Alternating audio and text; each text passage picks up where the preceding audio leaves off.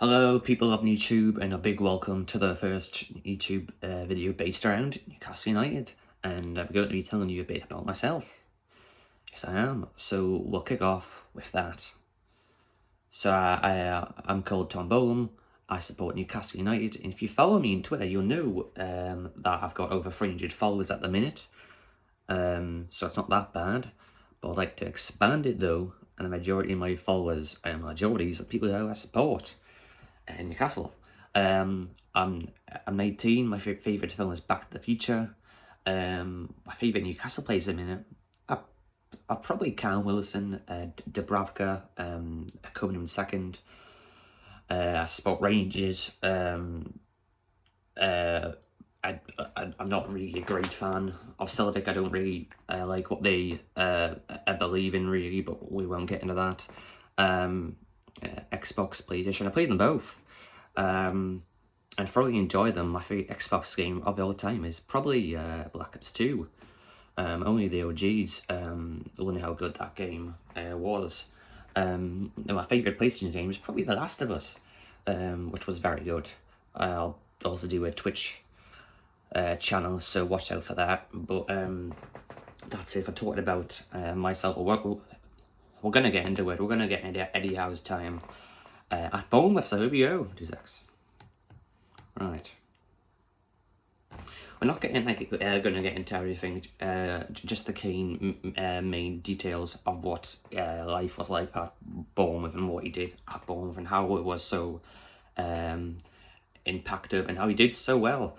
So we go. So when he took over Bournemouth, he was only 31. He was very young for a manager. I know a lot of players who are still playing at the moment who are older than that, which is mad. It should be told by me. They started the season having a deduction on minus 17 points.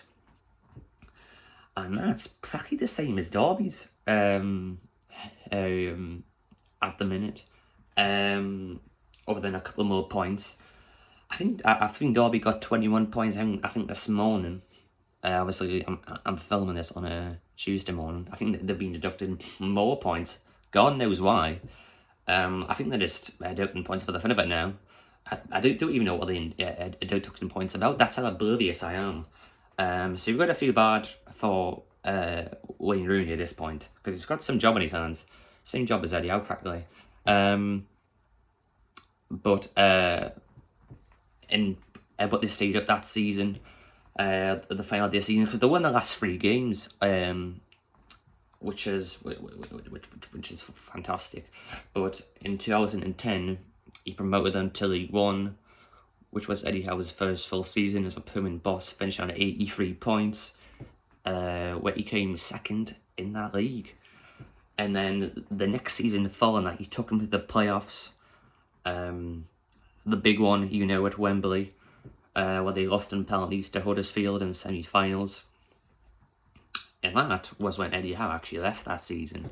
And I'm not sure who came in to replace him, actually. It doesn't actually tell you in any of the articles. It probably does, but you have to do a lot of digging around. And I did do a lot of digging around. I went on BBC, just lots of websites in articles. But after 18 months at Turf Moor, which was nowhere as good as his Bournemouth job, he finally came back, and he brought life back to Bournemouth when he returned because I didn't think they were in a good position when Howe came in,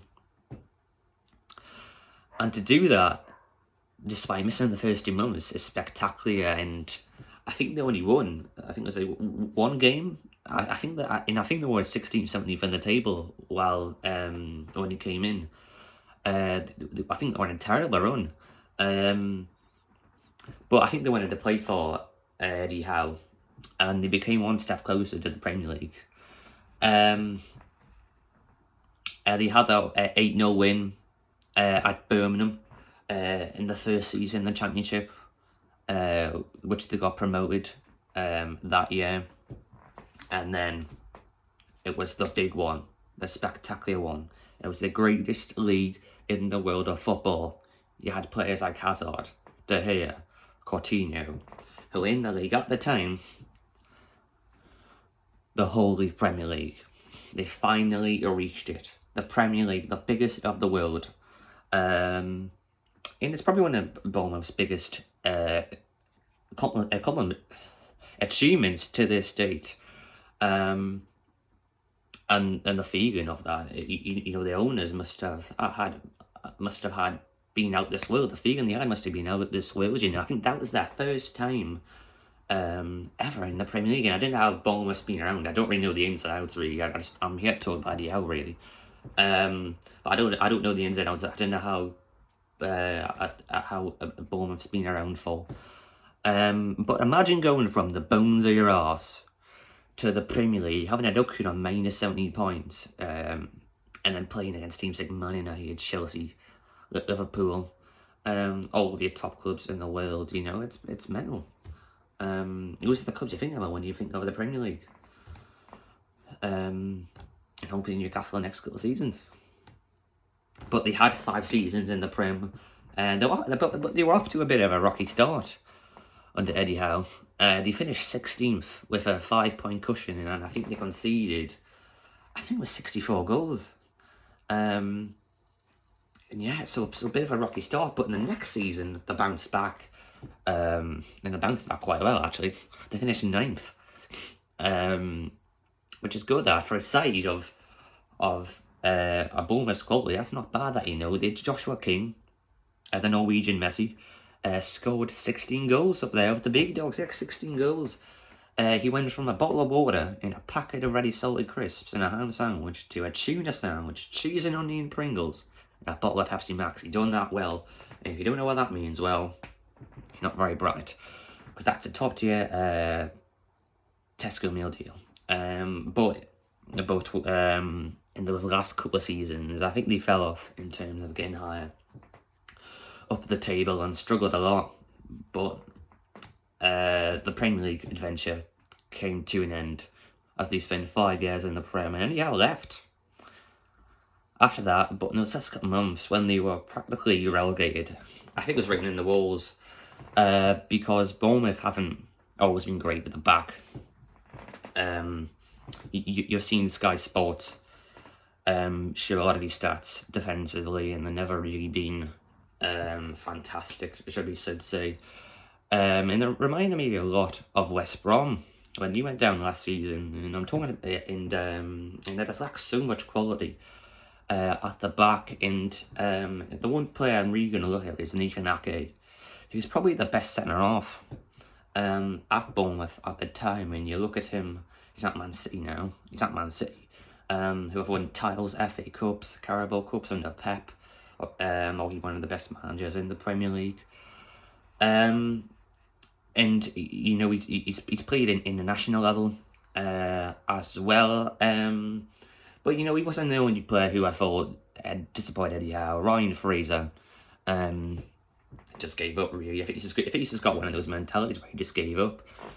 And I think, and I don't really know the reason why behind it. It didn't actually tell you. I think it's because he didn't want to renew his contract, something kind of into that. But he was lazy. He was very lazy, and Eddie Howe dropped him. And since he's probably a key player at that squad, actually. And I think he probably would have helped them stay up, but he just didn't want to play for them at the end of the day, and that's why he did drop him. That's why he didn't want to include him, so he went to us, didn't he? But so I felt like they just fell down like a pack of cards at the end of the day, and was disastrous to say the least. But despite results like beating Leicester 4-1 towards the end of the season and beating Everton on the last day of the season 3-1. But yeah, that's really it. That's Eddie Howe's reign at Bournemouth. A good reign. He done very well for the club. I think he spent how many seasons at them in total? 10 or something. 5 in the Prem, a couple down in the lower leagues at the bottom. But yeah, that's a bit of background of what life was like for Eddie Howe at Bournemouth. His struggles, what he done well, what he achieved. He achieved quite a lot. And yeah, I'll see you in a jiffy. Ta-ra.